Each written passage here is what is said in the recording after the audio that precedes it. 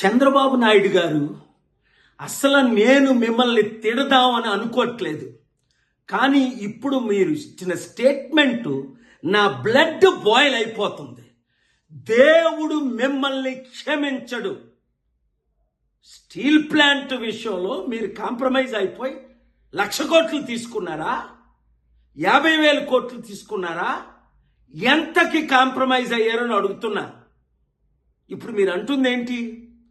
Sentiment అని అనకండి, మనకెవరు support చేయరు అంటే అర్థమేంటి? ఎత్తుకెళ్ళిపోవడమేనా మోదీ గవర్నమెంట్? అదానీలకి అంబానీలకి అమ్మేయడమేనా?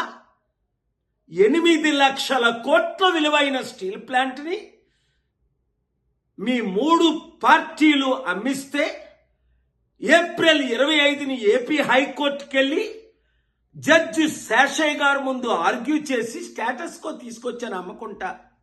ఇప్పుడు సీక్రెట్గా అమ్మడానికి మీరు గ్రీన్ సిగ్నల్ ఇచ్చినట్టేనా? ఎలక్షన్ ముందేమన్నారు? స్టీల్ ప్లాంట్ని కాపాడుకుందామని 100 సార్లు అన్నారు. ఇప్పుడేమంటున్నారు? సెంటిమెంట్ అని రోజు అనకూడదు, అంటే అమ్మి పడేయండి అని.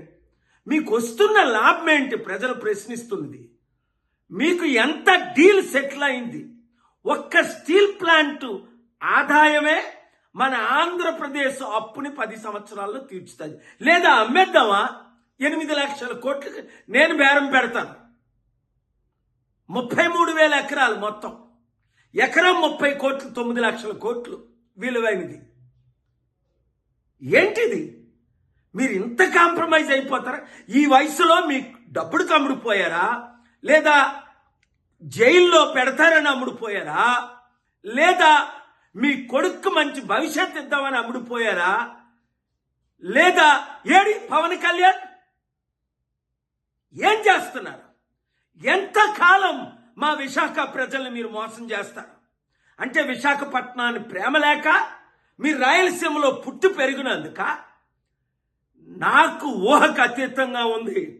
నేను ప్రార్థిస్తాను, మీడియా మిత్రులారా, ప్రతి తెలుగు వాడికి ఈ వీడియో చేరినంత వరకు దీన్ని పబ్లిష్ చేయండి,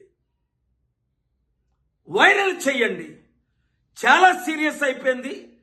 స్టీల్ ప్లాంట్ నా మీద ఒత్తిడి వస్తుంది. స్టే వెకేట్ చేయను, ప్రాణమైనా పెడతా, ఫైట్ చేస్తా.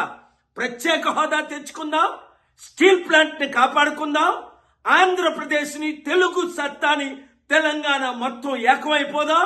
ఈ దొంగ రాజకీయ కుట్ల రాజకీయ కుటుంబ కుల పాలనకి అంతం చేద్దాం. Thank you very much.